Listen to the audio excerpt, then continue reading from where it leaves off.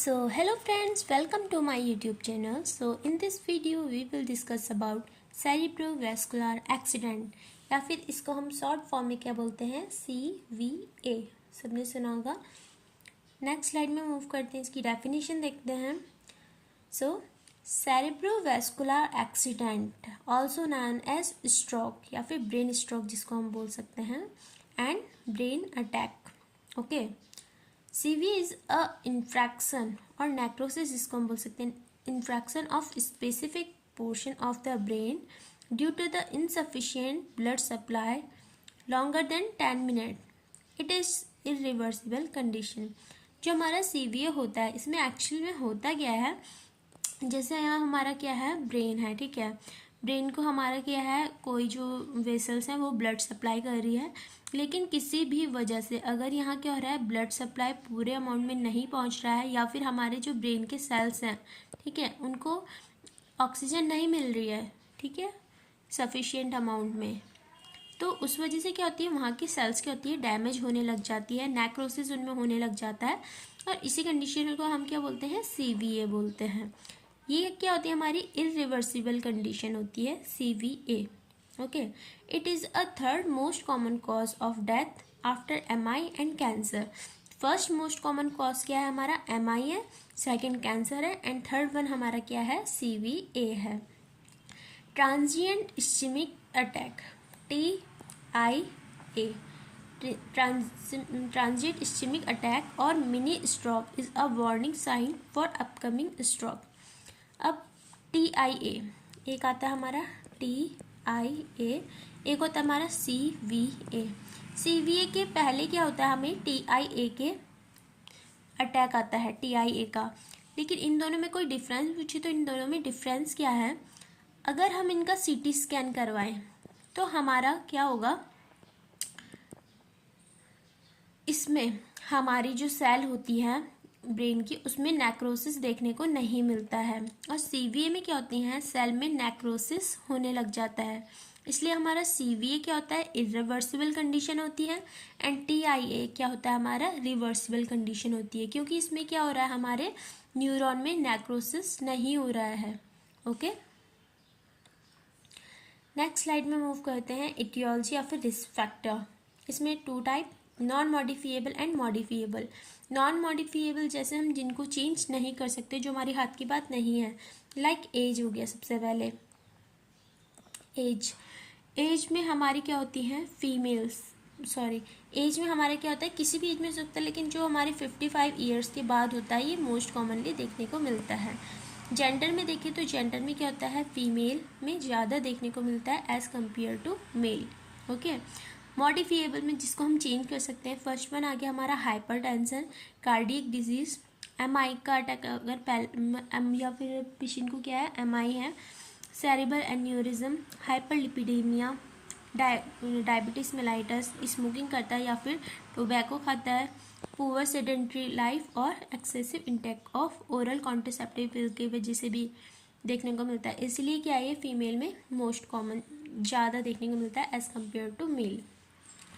Types की बात करें तो 2 टाइप्स के होते हैं। फर्स्ट वन आता है हमारा haemorrhagic stroke and second one हमारा आता है इस्केमिक अटैक, ठीक है, इस्केमिक स्ट्रोक। इस्केमिक स्ट्रोक का मीन्स क्या होता है, due to a blood clot decrease blood supply to brain. जैसे ही क्या हो गया हमारा ब्रेन है, ये हमारी ब्लड वेसल है, अब ब्लड वेसल में क्या हो रहा है हमारा ब्लड जा रहा है, ओके, लेकिन यहाँ पे क्या हो रहा है एक क्लॉट फॉर्म हो गया है।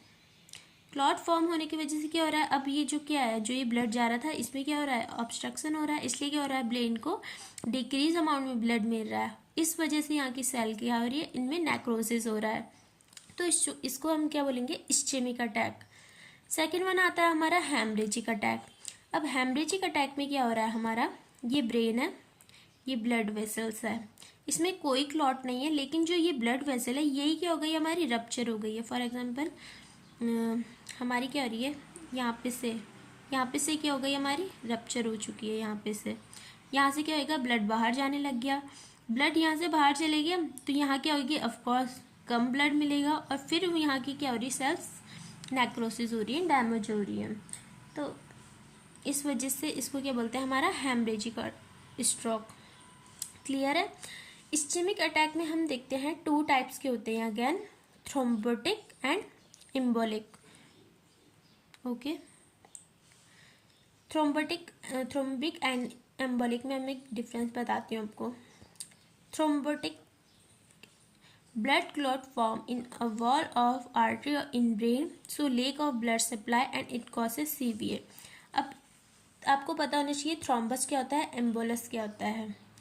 थ्रोम्बस क्या होता है, जैसे आपका क्या है, ब्रेन की आर्टरी है या फिर कोई भी आर्टरी आप लगा सकते हो, यहाँ पे कोई क्लॉट बन रहा है, ठीक है, तो इसको तो हम क्या बोलेंगे, थ्रोम्बस बोलेंगे, ठीक है। लेकिन जैसे हमारी कोई बॉडी है, बॉडी का जैसे ही क्या है, हमारी कोई लार्ज वेसल है, ठीक है, यहाँ पे क्या है, क्लॉट है। अब कॉन्टिन्यूस जैसे यहाँ से ब्लड सप्लाई हो रहा है तो क्या हो रहा है, जैसे ये क्लॉट अपनी जगह से हट गया है, फिर आगे जाते जाते यहाँ पे जैसे पतली वेसल आ गई। अब ये क्या होगा, ये क्लॉट जो होता है बना तो यहाँ पे था लेकिन चिपक कहाँ पे रहा है, यहाँ वाली वेसल में, तो अब इसको क्या बोल देंगे, एम्बुलस बोल देंगे। एम्बुलस क्या होता है, कहीं और बना था और कहीं और पे जाके चिपक रहा है, इसको हम एम्बुलस बोलते हैं। और थ्रोम्बस यहीं पे जहाँ पे बना था वहीं पे चिपका हुआ है, तो उसको हम थ्रोम्बस बोलते हैं। बस इतनी सी बात है, ठीक है। तो इसमें यही हो रहा है, थ्रोम्बोटिक स्ट्रोक में क्या हो रहा है, ब्लड क्लॉट जो होता है हमारा ब्रेन की आर्टरी में फॉर्म हो रहा है, इस वजह से ब्लड सप्लाई कम मिल रहा है।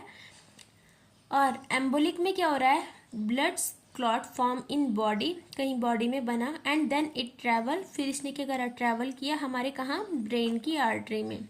सो due to this obstruction necrosis of tissue occur and it causes सीवीए।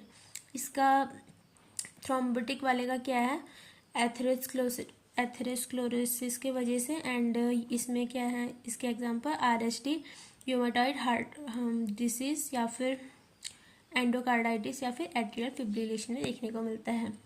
अब हम असेसमेंट फाइंडिंग क्या देखने को मिलते हैं इसमें, साइन एंड सिम्टम। सबसे पहले आपको एक बात ध्यान रखनी होगी, जैसे क्या है, ये हमारा क्या है, ब्रेन है, ये राइट ब्रेन, ये लेफ्ट ब्रेन। अगर आपका लेफ्ट ब्रेन डैमेज हो रहा है तो उसका एक तो लेफ्ट ब्रेन डैमेज के सिम्टम देखने को मिलेंगे, और राइट बॉडी उसकी पैरालाइज होगी, या फिर जो भी राइट बॉडी के सिम्टम है वो देखने को मिलेंगे। क्यों, क्योंकि जैसे ब्रेन है, ये आपकी बॉडी है, तो जैसे यहाँ पे मेडुला ऑब्लांगाटा होता है ना, जैसे यहाँ पे, तो यहाँ पे क्या होता है, हमारा नर्व ऐसे एक्सचेंज होती है, ऐसे जा रही है नर्व, लेफ्ट की राइट साइड ऑफ बॉडी में एंड राइट की लेफ्ट साइड ऑफ बॉडी में, ठीक है। इसको हम क्या बोलते हैं, डिकसेशन बोलते हैं, DECUSSATION। इट मीन्स क्या होता है, crossing over the nerve. Nerve क्या हो रही है यहाँ पे, जैसे क्रॉस हो रही है left to right body and right brain to left body. इसलिए क्या होते हैं, अगर लेफ्ट ब्रेन डैमेज हुआ है तो हमें राइट के सिम्टम देखने को मिलेंगे, और राइट ब्रेन डैमेज हुआ है तो लेफ्ट के सिम्टम देखने को मिलेंगे। क्लियर है। तो अब इसमें देखते हैं, हमारा राइट ब्रेन अगर डैमेज हो रहा है तो सबसे पहले तो आपका लेफ्ट साइड हेमीप्लेजिया देखने को मिलेगा। देन डिस्टर्बेंस इन थिंकिंग, क्योंकि जो हमारा राइट ब्रेन है वो किस चीज़ का काम करता है, थिंकिंग, जजमेंट, डिसीजन मेकिंग, ये सब कुछ काम किया हमारा राइट ब्रेन का काम है, तो इसलिए इसमें क्या होंगे, ये सब डिस्टर्ब होंगे। लेफ्ट साइड नेग्लेक्ट सिंड्रोम, अगर पेशेंट का राइट ब्रेन डैमेज हो गया तो वो उसको क्या लगता है, उसकी लेफ्ट साइड की बॉडी ही नहीं है, वो नेग्लेक्ट कर देता है सीधे सीधे, ठीक है, तो ये देखने को मिलता है। देन लेफ्ट ब्रेन डैमेज के सिम्टम क्या होंगे, फर्स्ट वन तो हमारा राइट साइड हेमीप्लेजिया देखने को मिलेगा। Disturbance in language and memory, क्योंकि हमारा लेफ्ट ब्रेन का काम क्या है, लैंग्वेज एंड मेमोरी का काम है, तो इसमें डिस्टर्बेंस देखने को मिलेगा। एंड एक आपको डिप्रेशन देखने का मिलेगा लेफ्ट ब्रेन डैमेज में। अब अदर सिम्टम्स की बात करें जो दोनों में कॉमन होती है, फर्स्ट वन आता है आपका एग्नोसिया।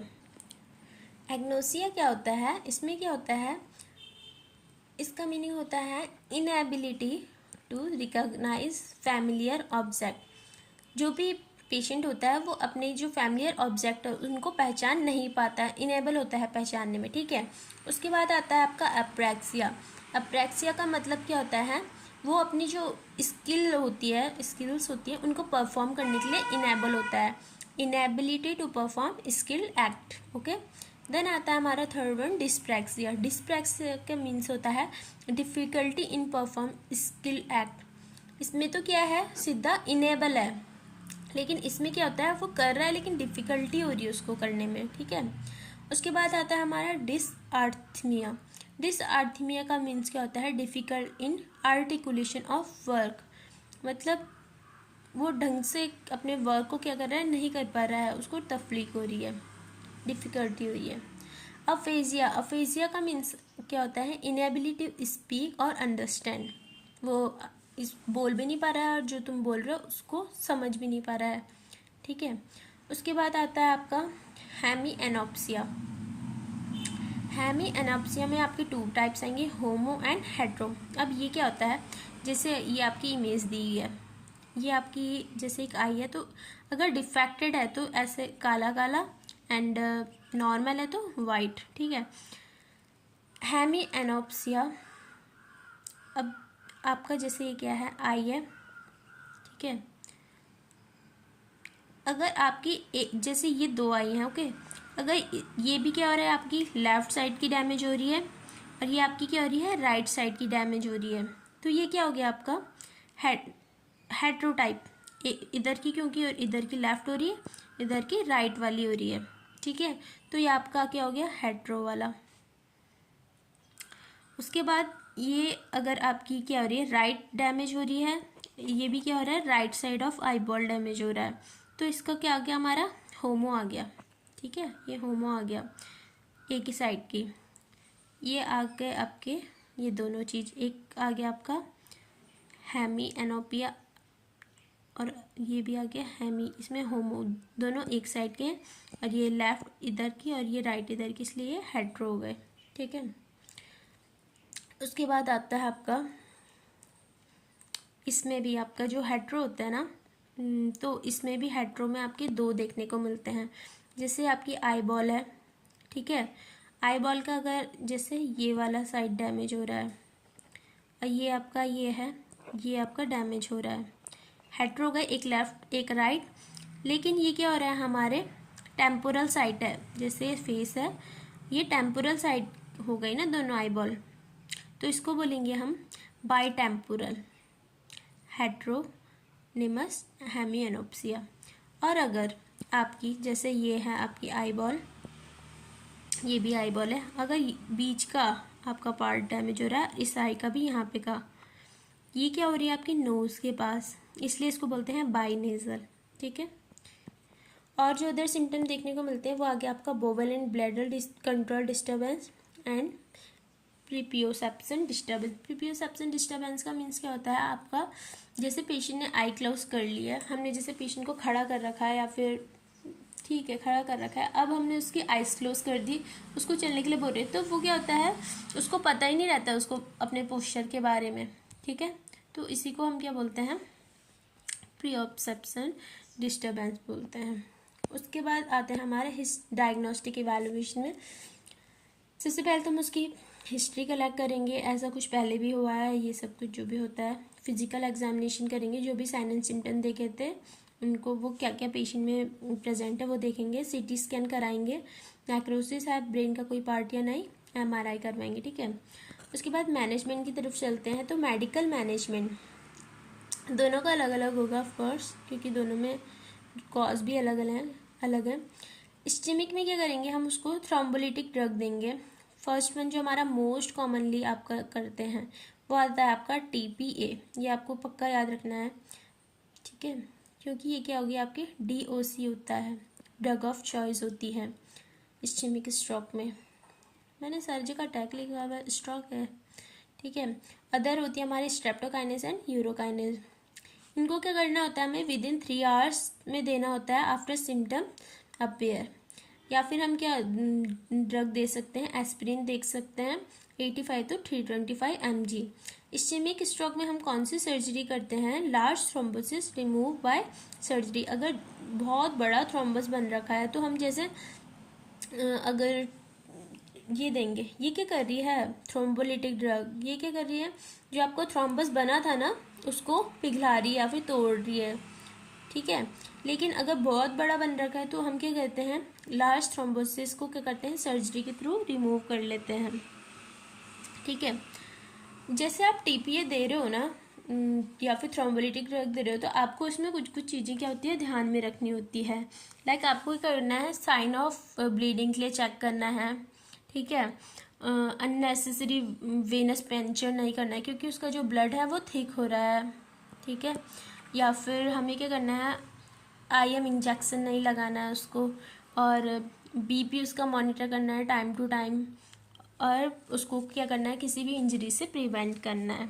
ओके। और हाँ, टीपी स्टार्ट करने से पहले हमें क्या करना है, उसका पीटीआईएनआर भी करना है। उसके बाद आता है हमारा हेमरेजिक स्ट्रोक, तो इसमें आता है हमारा विटामिन ए का injection, corticosteroid and calcium channel blocker हम यूज़ करते हैं। सर्जरी में इसका हम क्या करते हैं, जहाँ पे जैसे हमारी जो वेसल रप्चर हो गई थी, वहाँ पे हम क्या करेंगे, इसको लाइगेशन मतलब बांध देते हैं उस वेसल को। उसके बाद नर्सिंग मैनेजमेंट, फर्स्ट वन हम क्या करेंगे, फर्स्ट प्रायोरिटी एयर वे असेस और सक्शन हम उसका करते हैं। एयर वे ऑब्स्ट्रक्शन तो नहीं है तो मतलब उसका सक्शन करेंगे time to time. Ambulation support from affected side, जैसे राइट साइड अगर पेशेंट का डैमेज हो रखा है, राइट साइड ऑफ बॉडी में दिक्कत है, तो हम उसको राइट साइड से क्या करेंगे, सपोर्ट प्रोवाइड करेंगे मोस्टली। पोजीशन क्या क्या देते हैं हम, चेंज करवाते हैं, तो अनअफेक्टेड साइड के लिए हम उसको 2 आवर्स के लिए रखेंगे, और affected side only 20 minute. Questions आते हैं इससे related. If patient have hemianopsia, तो हम क्या करेंगे, जो भी ऑब्जेक्ट है उसको विजुअल फील्ड में रखेंगे, क्योंकि जैसे हेमी एनोप्सिया हो रहा था ना, तो उसका ऑफकोर्स जो है विजुअल फील्ड भी क्या हो रहा है, कम हो रहा है इस वजह से। If patient have neglected syndrome, so provide skin care to patient in both side. Assist bowel and bladder function, क्योंकि उसके बोवल एंड ब्लैडर डिसफंक्शन हो रहे थे। Give diet to patient, patient को सॉफ्ट डाइट देंगे, सेमी सॉलिड डाइट देंगे। Provide semi Fowler position to the patient, patient को semi Fowler position में रखेंगे। So thank you so much. If you like this video, please like share and subscribe to my channel. Thank you.